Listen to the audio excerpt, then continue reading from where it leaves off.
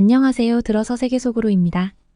오늘 소개해드릴 사연자분의 이야기는 이미 방송에서 여러 번 직접 출연하셔서 본인의 이야기를 하셨던 내용이지만 조금 더 구체적으로 내용을 전달해 주셔서 여과나 편집 없이 모두 담아보았습니다. 사연자님의 실제 이야기 지금 바로 시작합니다. 나는 항상 조용히 살아왔다. 북한에서 군인의 딸로 태어나 특별한 관심을 받으며 자랐지만 그것이 오히려 나를 더 움츠러들게 만들었다. 매사에 조심스러웠고 한 걸음 내디딜 때마다 주변을 살폈다.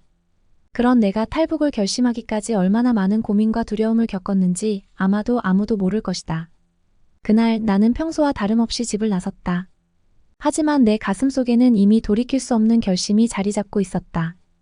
부모님께 말씀드리지 않은 채 떠나는 것이 너무나 가슴 아팠지만 그것이 그분들을 위한 최선의 선택이라 믿었다.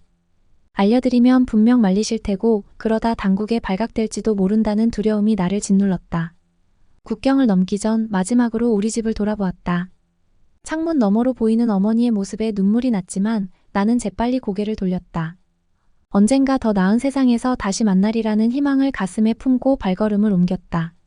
브로커를 통해 알게 된 탈북 루트를 따라 움직이는 동안 내 머릿속은 온통 걱정으로 가득 찼다. 들키면 어쩌지? 부모님께 해가 가면 어쩌지? 이 선택이 정말 옳은 걸까? 하지만 이미 돌이킬 수 없는 강을 건넜고 나는 앞으로 나아갈 수밖에 없었다. 중국에 도착한 후 나는 처음으로 자유의 공기를 마셨다. 그러나 그 자유는 달콤하면서도 두려움으로 가득 찬 것이었다. 낯선 환경, 모르는 언어, 그리고 언제 잡혀갈지 모른다는 불안감이 나를 짓눌렀다. 하지만 이제 와서 돌아갈 수는 없었다. 며칠이 지나고 나는 점점 더 불안해졌다. 부모님은 내가 사라진 것을 알았을까? 어떤 반응을 보이셨을까? 나의 부재로 인해 그분들이 겪을 고통을 생각하니 가슴이 찢어지는 듯했다. 그러던 어느 날 내가 머물던 은신처에 놀라운 소식이 들려왔다. 북한에서 나를 찾고 있다는 것이었다. 그리고 더 충격적인 것은 아버지가 직접 나를 찾으러 중국에 왔다는 소식이었다. 나는 패닉에 빠졌다. 아버지가 여기까지 오셨다니 얼마나 필사적으로 나를 찾고 계실까? 그런데 한편으로는 두려웠다. 만약 아버지가 나를 찾아 북한으로 데려가려 한다면 나의 꿈과 희망, 그리고 자유를 포기해야 할지도 모른다는 생각에 온몸이 떨렸다. 은신처의 다른 탈북자들과 함께 긴급 회의를 가졌다. 어떻게 해야 할지, 이 위기를 어떻게 벗어날 수 있을지 머리를 맞대고 고민했다. 결국 우리는 위장을 하기로 결정했다. 나는 긴 머리를 짧게 자르고 염색을 했다. 중국 여성처럼 보이기 위해 옷도 바꾸고 화장법도 달리했다. 그리고 얼마 후 정말로 아버지가 우리가 있는 곳에 나타났다. 나는 숨을 죽이고 방 구석에 숨어 있었다. 아버지의 목소리가 들렸다. 그 익숙한 음성에 눈물이 났지만 나를 드러낼 수는 없었다. 아버지는 방 안을 둘러보셨지만 다행히 나를 알아보지 못하셨다. 아버지가 떠난 후 나는 한동안 울음을 참지 못했다. 그토록 가까이에 계셨는데, 그토록 보고 싶었는데. 하지만 나는 내 선택을 후회하지 않았다. 이것이 나와 가족 모두를 위한 최선의 길이라고 믿었기 때문이다. 그 사건 이후 나는 더욱 조심스럽게 행동했다. 언제 어디서 누가 나를 알아볼지 모른다는 두려움에 항상 긴장했다. 하지만 동시에 내 안의 의지는 더욱 강해졌다. 이렇게 위험을 무릅쓰고 온 만큼 반드시 새로운 삶을 시작해야 한다는 결심이 굳건해졌다. 며칠 후 나는 다른 탈북자들과 함께 한국행을 준비하게 되었다. 그 과정에서 수많은 위험과 어려움이 있었지만 나는 한 걸음 한 걸음 앞으로 나아갔다. 때로는 절망에 빠지기도 했지만 자유를 향한 나의 꿈과 부모님께 더 나은 삶을 선물하고 싶다는 바람이 나를 지탱해 주었다. 결국 나는 한국에 도착했다. 새로운 세상, 새로운 시작. 그러나 내 마음 한구석에는 여전히 북에 남겨둔 부모님에 대한 걱정과 그리움이 자리 잡고 있었다. 언젠가는 그분들과 다시 만날 수 있기를, 그리고 그때는 더 나은 환경에서 함께 살 수 있기를 간절히 기도했다. 이제 내 앞에는 새로운 도전들이 기다리고 있었다. 한국 사회에 적응하는 것, 새로운 언어와 문화를 배우는 것, 그리고 무엇보다 나 자신의 정체성을 다시 찾는 것. 하지만 나는 알고 있었다. 이 모든 어려움을 이겨내고 나면 진정한 자유와 행복이 나를 기다리고 있을 것이라고. 그리고 언젠가는 부모님께 내 선택이 옳았다는 것을 증명해 보일 수 있을 거라고. 이것이 내가 선택한 길이었고 나는 이 길을 끝까지 걸어갈 것이다. 두려움과 불안함은 여전히 나를 따라다니겠지만 이제 나는 알고 있다. 그것들을 이겨내는 것도 내 몫이라는 것을. 그리고 그 과정에서 나는 더 강해지고 더 성장할 것이라는 것을. 가까스로 그러나 성공적으로 한국에 도착한 후 나는 점차 새로운 삶에 적응해 나갔지만 북한에 남겨둔 가족에 대한 걱정은 날이 갈수록 커져갔다. 특히 내가 떠난 후 부모님이 겪었을 고통과 어려움을 생각하면 가슴이 아팠다. 그러던 어느 날 나는 놀라운 소식을 듣게 되었다. 나와 함께 탈북한 사람들의 이야기를 통해 그날 밤 나뿐만 아니라 총 12명이 동시에 탈북했다는 사실을 알게 된 것이다. 이 소식은 나에게 복잡한 감정을 안겨주었다. 한편으로는 안도감이 들었다. 혼자가 아니었다는 사실, 그리고 그만큼 많은 사람들이 자유를 찾아 떠났다는 것이 나의 선택을 정당화해주는 것 같았다. 하지만 동시에 더 큰 두려움이 밀려왔다. 이렇게 많은 사람이 한꺼번에 탈북했다는 사실이 북한 당국에 알려졌다면 그들의 대응은 얼마나 격렬했을까? 나는 밤마다 악몽에 시달렸다. 꿈속에서 나는 끊임없이 도망치고 있었고 뒤에서는 북한 군인들이 나를 쫓아오고 있었다. 때로는 부모님의 모습이 보였는데 그분들은 항상 슬픈 눈으로 나를 바라보고 있었다. 잠에서 깨어날 때마다 나는 식은땀을 흘리며 현실을 확인해야 했다. 시간이 지나면서 나는 조금씩 내 주변 상황에 대해 더 자세히 알게 되었다. 우리를 탈북시켰던 브로커 조직에 대한 이야기들이 들려왔다. 그들은 젊은 남성들로 이루어진 전문적인 조직이었다고 한다. 이 정보를 들으면서 나는 복잡한 감정에 휩싸였다. 그들 덕분에 나는 자유를 얻을 수 있었지만 동시에 그들이 우리의 절박한 상황을 이용해 돈을 벌고 있다는 사실의 씁쓸함을 느꼈다. 더 충격적인 소식은 그 브로커 중 한 명이 북한 당국에 체포되었다는 것이었다. 이 소식을 듣는 순간 나는 온몸에 전율이 흘렀다. 그가 고문을 받으며 우리에 대한 정보를 털어놓았다면 우리 가족들은 어떻게 될까? 이런 생각들이 나를 괴롭혔다. 나는 필사적으로 북한에 있는 가족들의 안위에 대한 정보를 얻으려 노력했다. 탈북자 커뮤니티를 통해 중국에 있는 브로커들과 연락을 취하려 했다. 하지만 이는 매우 위험한 일이었고 내 신분이 노출될 위험도 있었다. 매번 전화를 걸 때마다 내 손은 떨렸고 가슴은 쿵쾅거렸다. 그러던 어느 날 나는 간접적으로나마 부모님의 소식을 듣게 되었다. 내가 사라진 후 아버지가 보위부에 끌려가 신문을 받았다는 것이다. 이 소식은 나를 완전히 무너뜨렸다. 내 행동이 사랑하는 가족에게 고통을 안겨주었다는 사실에 나는 극심한 죄책감에 시달렸다. 밤마다 나는 울었다.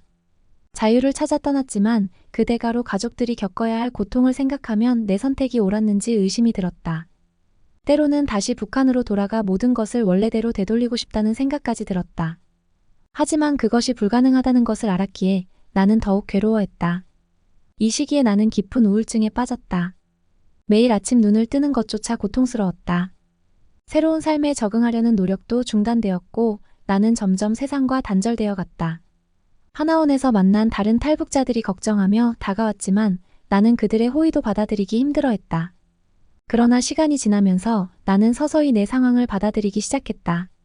내가 이렇게 무너져 있는다고 해서 북한에 있는 가족들의 상황이 나아지는 것은 아니라는 것을 깨달았다. 오히려 내가 이곳에서 성공하고 안정된 삶을 살아야만 언젠가 가족들을 도울 수 있을 것이라는 생각이 들었다. 이런 깨달음을 바탕으로 나는 다시 한번 일어서기로 결심했다.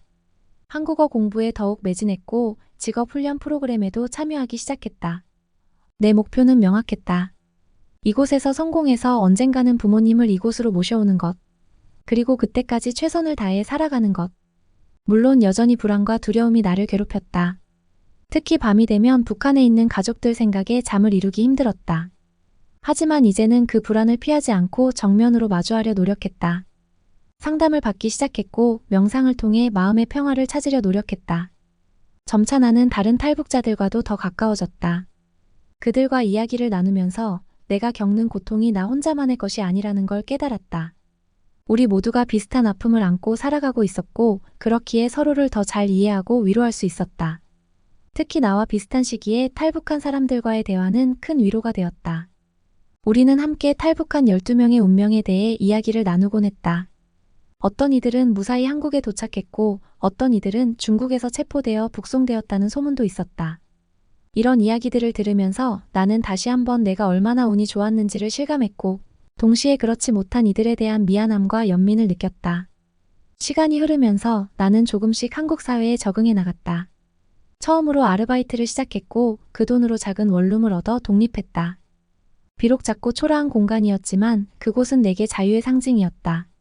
밤마다 나는 창문을 열고 별을 바라보며 북한에 있는 가족들을 생각했다. 언젠가는 그들도 이런 자유를 만끽할 수 있기를, 그리고 우리가 다시 만날 수 있기를 간절히 기도했다. 그러나 여전히 마음 한구석에는 불안이 자리 잡고 있었다. 브로커가 체포되었다는 소식 이후 나는 계속해서 내 신분이 북한 당국에 알려졌을지도 모른다는 두려움에 시달렸다. 때문에 나는 항상 조심스럽게 행동했고, 특히 다른 탈북자들과 만날 때는 더욱 경계했다. 이런 불안 속에서도 나는 꿈을 키워나갔다. 언젠가는 통일된 한반도에서 가족들과 다시 만나 함께 살 수 있기를 꿈꾸며 나는 오늘도 열심히 살아가고 있다. 비록 지금은 힘들고 어려운 시간들이지만 이 모든 것이 더 나은 미래를 위한 과정이라고 믿으며 하루하루를 버텨나가고 있다. 한국에서의 생활이 조금씩 안정되어 가던 어느 날 나는 충격적인 소식을 듣게 되었다. 북한에 남아있던 아버지가 체포되어 보위부에 구금되었다는 것이었다. 이 소식을 들은 순간 나는 모든 것이 무너지는 듯한 느낌이 들었다. 내가 그토록 두려워하던 일이 현실이 된 것이다. 나는 밤새 잠을 이루지 못했다. 아버지가 겪고 있을 고통을 생각하면 가슴이 찢어지는 듯했다. 내가 탈북한 것이 아버지의 체포로 이어졌다는 사실에 극심한 죄책감이 밀려왔다. 만약 내가 떠나지 않았다면 아버지는 지금 평화롭게 집에 계셨을 텐데. 이런 생각들이 나를 괴롭혔다. 소식을 들은 후 며칠 동안 나는 아무것도 할 수 없는 상태였다. 식사도 제대로 하지 못했고 잠도 거의 자지 못했다. 매일 밤 악몽에 시달렸고 깨어있는 동안에도 아버지의 모습이 눈앞에 아른거렸다. 내가 알고 있는 북한의 구금시설의 실상을 생각하면 아버지가 겪고 있을 고통을 상상하는 것만으로도 숨이 막혔다. 그러나 점차 나는 이대로 무너질 수 없다는 생각이 들었다. 아버지를 위해서라도 나는 강해져야 했다. 나는 필사적으로 아버지의 상황에 대한 정보를 얻으려 노력했다. 탈북자 단체들과 연락을 취하고 북한과 연결된 브로커들을 통해 정보를 수집하려 했다. 하지만 이는 매우 위험한 일이었고 내 신분이 더 노출될 위험도 있었다. 며칠 후 나는 간접적으로나마 아버지의 상황에 대해 듣게 되었다. 아버지는 3월 7일경에 체포되어 보위부 구금시설에 수감되었다고 한다. 그곳에서 아버지는 신문과 고문을 받고 있다는 소식이었다. 이 소식을 듣는 순간 나는 온몸에 전율이 흘렀다. 보위부의 고문 방식에 대해 들어본 적이 있었다. 잠을 재우지 않고 계속해서 신문하는 것, 극도의 추위나 더위에 노출시키는 것, 물고문. 이런 생각들이 머릿속을 스쳐 지나갈 때마다 나는 숨을 쉴 수 없을 만큼 괴로웠다. 특히 아버지의 나이를 생각하면 그런 고문을 견뎌내실 수 있을지 걱정되었다. 나는 매일 밤 아버지의 안위를 위해 기도했다. 종교를 믿지 않았지만 그때만큼은 누군가 내 기도를 들어주기를 간절히 바랐다. 제발 아버지를 지켜주세요. 제발 아버지가 무사히 이 시련을 견뎌내게 해주세요. 이런 기도를 반복하며 밤을 지새웠다. 시간이 갈수록 나는 더욱 초조해졌다.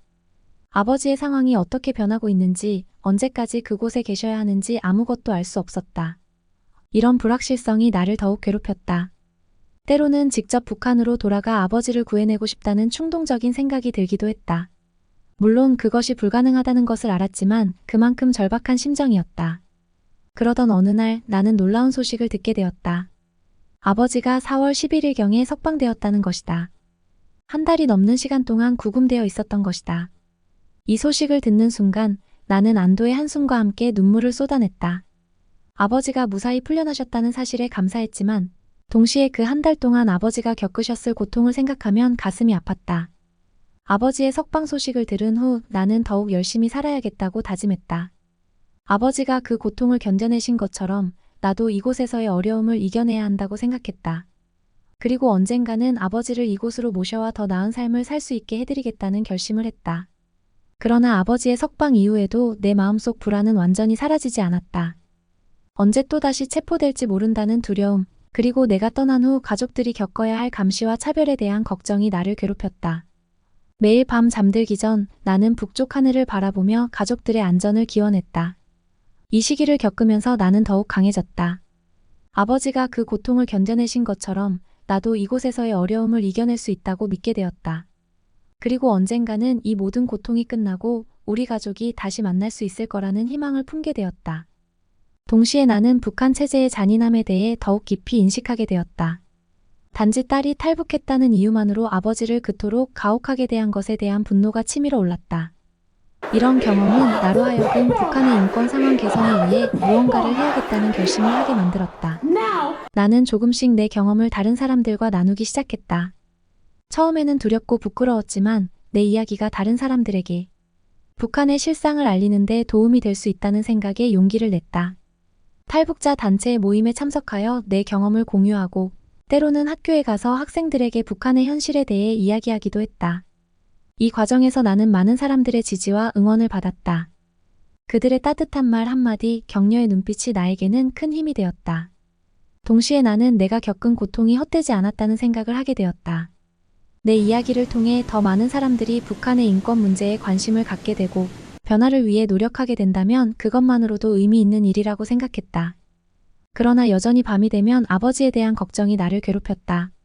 비록 석방되셨지만 그 후의 삶이 어떠실지, 여전히 감시와 차별 속에서 살아가고 계신 건 아닌지, 이런 생각들이 나를 잠 못 이루게 했다. 때로는 아버지의 꿈을 꾸기도 했다. 꿈속에서 아버지는 항상 힘들어 보였고 나를 찾고 계셨다. 그럴 때마다 나는 죄책감에 시달렸다. 하지만 이제 나는 알고 있다. 내가 할 수 있는 최선의 일은 이곳에서 열심히 살아가는 것이라는 걸. 그래야만 언젠가 아버지를 비롯한 가족들을 이곳으로 데려올 수 있고 그들에게 더 나은 삶을 선물할 수 있다는 것을. 그래서 나는 오늘도 힘들지만 꿋꿋이 살아가고 있다. 아버지가 그 고통을 견뎌내신 것처럼 나도 이곳에서의 어려움을 이겨낼 것이다. 그리고 언젠가는 우리 가족이 자유롭고 행복한 삶을 살 수 있는 날이 올 것이라 믿는다. 아버지의 석방 소식을 들은 후 나는 안도감과 동시에 새로운 불안감에 휩싸였다.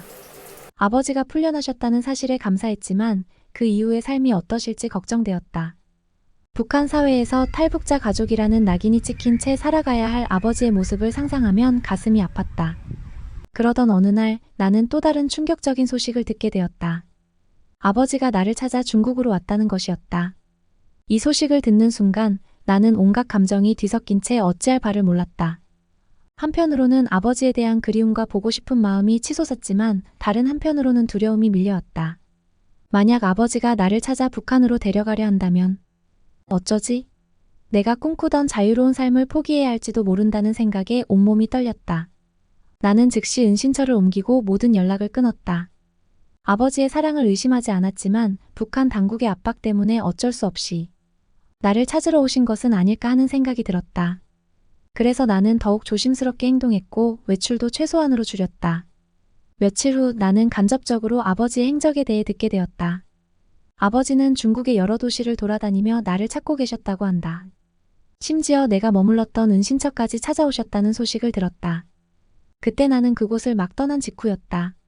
아버지와 나의 거리가 그토록 가까웠다는 사실에 나는 눈물을 멈출 수 없었다. 아버지가 나를 찾아 헤매는 모습을 상상하면 가슴이 찢어지는 듯했다. 한편으로는 아버지를 만나고 싶은 마음이 간절했지만 다른 한편으로는 그렇게 할 수 없다는 것을 알고 있었다.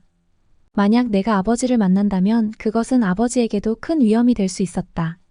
북한으로 돌아가셔서 더 심한 처벌을 받으실지도 모른다는 생각에 나는 더욱 움츠러들었다. 그 시기 동안 나는 극심한 스트레스와 불안에 시달렸다. 매일 밤 악몽에 시달렸고 낮에도 항상 누군가가 나를 쫓아오는 듯한 느낌에 시달렸다. 때로는 아버지의 목소리가 들리는 것 같아 놀라 깨어나기도 했다. 이런 상황 속에서 나는 점점 더 외롭고 고립된 느낌이 들었다. 하지만 동시에 나는 내 선택이 옳았다는 확신을 갖게 되었다.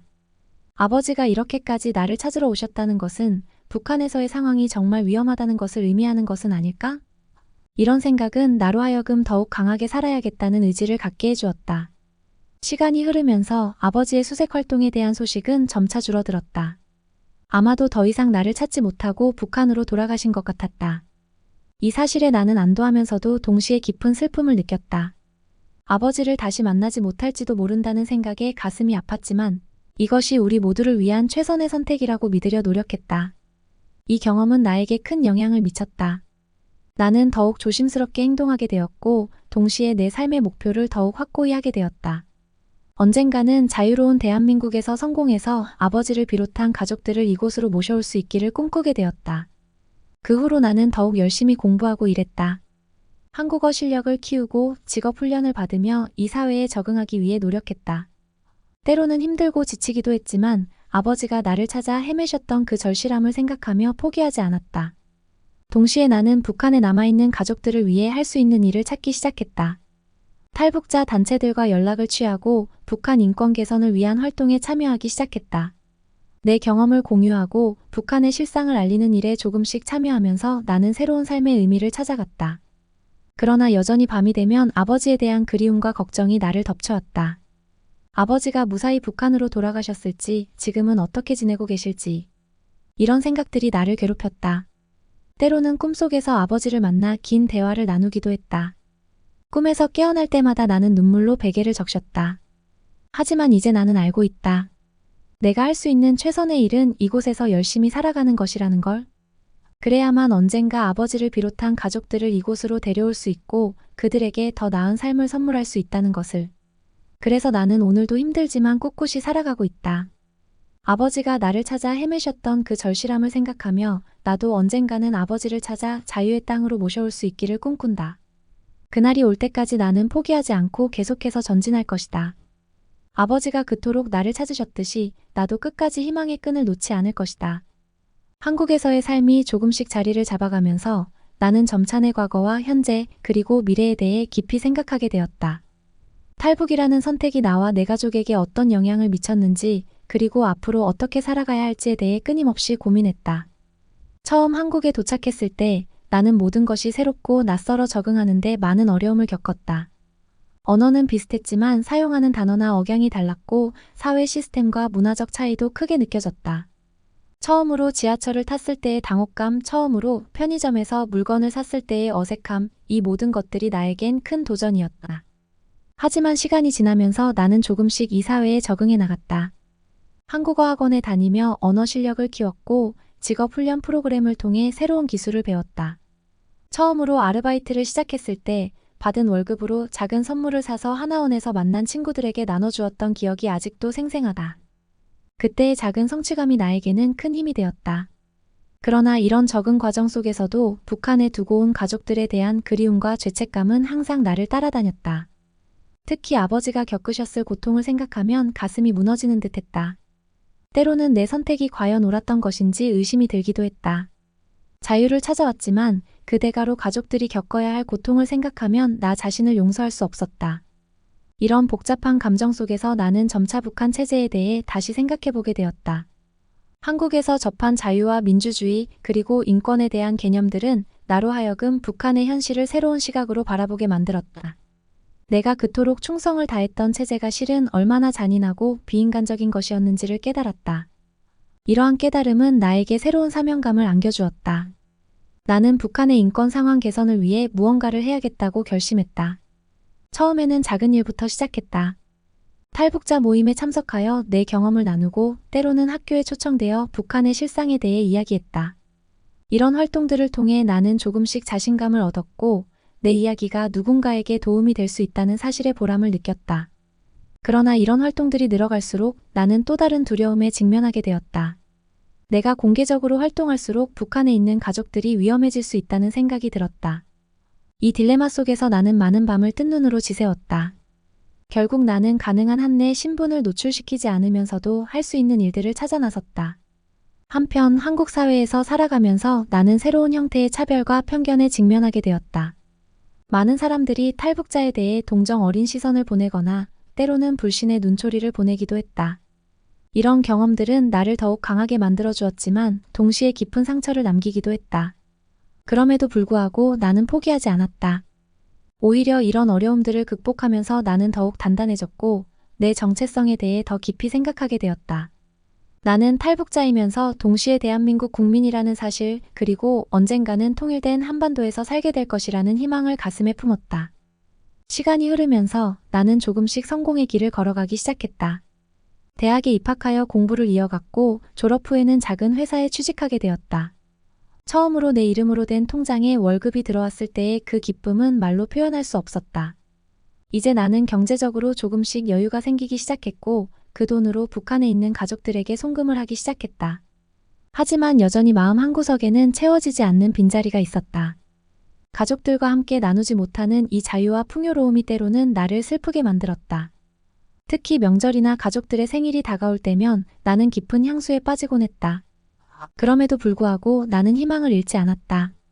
언젠가는 북한의 체제가 변화하고 우리 가족이 다시 만날 수 있을 거라는 꿈을 꾸었다. 그리고 그날이 올 때까지 나는 더 나은 사람이 되기 위해 노력할 것이다. 자유와 인권의 소중함을 알게 된 만큼 이 가치들을 지키고 확산시키는 데 기여하고 싶다.